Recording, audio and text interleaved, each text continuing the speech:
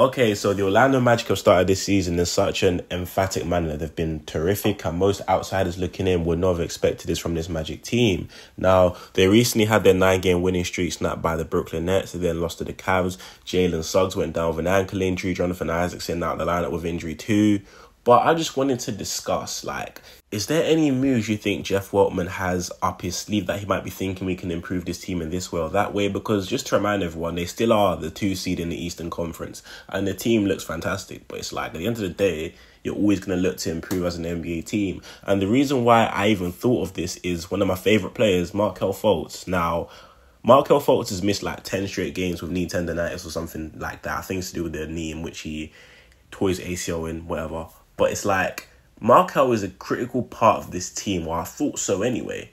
And it's if you asked me 2 years ago, I would say Markelle Fultz won the key building blocks. But their 9-game winning streak happened without Markelle Fultz. That's not saying they play worse with him. But when you have such a good groove and such a good lineup going, it's going to be hard to implement Markelle Fultz into the role he was once used to being and used to having. You get what I'm trying to say? Because they've kind of found the perfect balance utilising Cole Anthony, Jalen Suggs, Anthony Black in his spot minutes here and there, and that's kind of working. So is there a way back for Markelle Fultz into this lineup without disrupting the flow? I'm not too sure. Now, Fultz is a guy who I've loved because I believe he's such an efficient point guard in the sense of distributing the ball, controlling the tempo, but I like the way the Magic have kind of looked now. There's not just one set ball handler. You might have Paolo initiating the offense, creating something for himself. Joe Ingles might be doing something at the top. You get what I'm trying to say? So there's not just one set ball handler, and I feel like when Markelle's on the court, he's more of the 100% point guard, if you get what I'm trying to say, which I don't mind. But at the end of the day, the Magic have looked very good when they've kind of played more of a free-flowing offense type of style.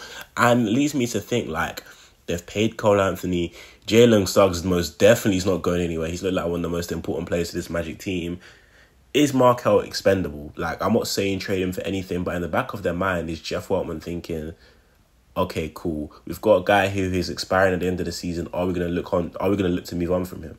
You get what I'm trying to say? So that's just food for thought, because I just don't logically think that in Jamal Murray's right mind, he's going to disrupt the flow of the team. I'm not saying Fultz would do that, but it would be hard to justify to any of the guards why they would be losing minutes if Fultz was to come back and have the same minutes he had before. A guy like Gary Harris has had his minutes reduced this season around 21, 22 minutes per game. I believe last year was close to 25. But someone like Gary Harris, even with getting reduced minutes, he's a critical part of this team because he's a shooter and a defender. You know what I mean? Paolo's shooting the ball well from 3. A lot of guys are. But Gary Harris is still a foundation to this team because of the floor space he provides. So it's you can't really take out of his minutes to give Markelle minutes because Markelle can't really shoot the 3 ball the same way Gary Harris can. So it's going to be a bit of an awkward fit, and I trust that when Markelle does come back, Jamal Murray will ease him into the lineup correctly. But it just leads me to think, you've got $15 million there in salary of Markelle Fultz. Yes, he's expiring, but would you rather get a little something for him or let him walk for free in free agency because you just don't need him anymore? And it's how much value would Markelle Fultz genuinely have?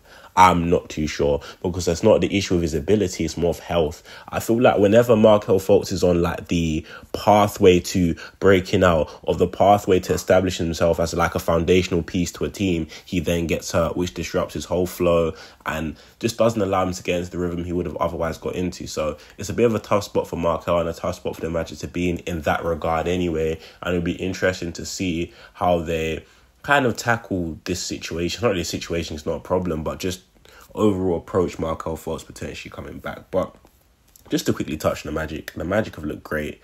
I don't care if they've dropped a couple games here and there. It still doesn't change the fact that they're the second best team in the Eastern Conference. The Magic are getting recognition.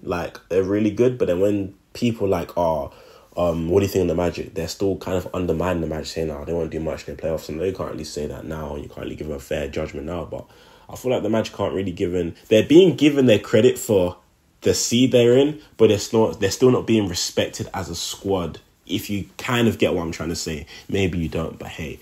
And also someone like P5, his breakout year has become really underrated and it's gone under the radar a lot, which I find very surprising. As in, I don't care what anyone says, Paolo is a lock for an all-star this year.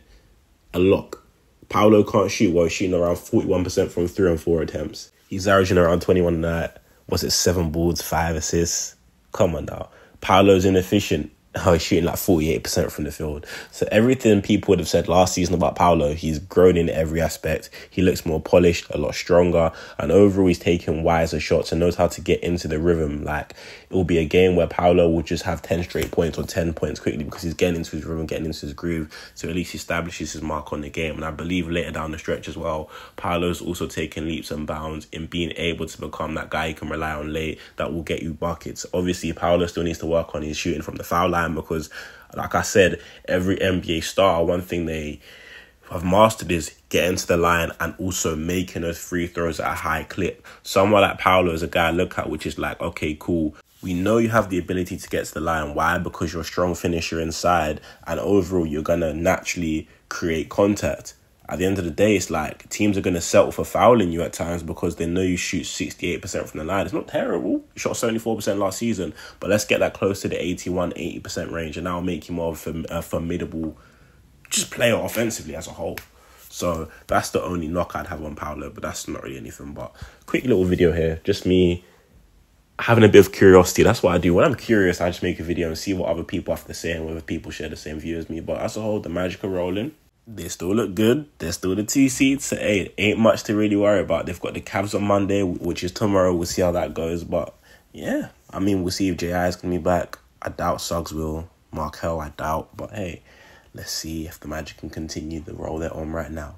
But you know what? I guess I'm done with this video. Thank you guys so much for listening. As a whole, let me know in the comment section down below the type of content you want to see next, what you want to hear from me next, or what you want me to damn talk about, because I can talk for ages. Don't even get me started on that. But it's about what you guys want to hear me talk about, and I'll definitely help and try to provide that content. But as a whole, I want to thank you guys so much for listening to this video. Let me know in the comment section down below what you guys want to see next. And as a whole, thank you guys so much for listening. Stay blessed, my people, and I'm out. Peace.